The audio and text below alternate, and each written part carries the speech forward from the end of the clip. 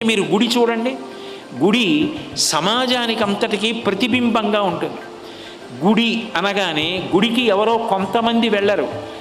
గుడికి వెళ్ళి కొంతమంది పాత్ర సామాను తోముతారు. స్వామివారి దీపాల చెట్లు, స్వామివారి దీపాల కుందులు, స్వామివారికి నైవేద్యం పెట్టే పాత్రలు ఇవి తోముతారు.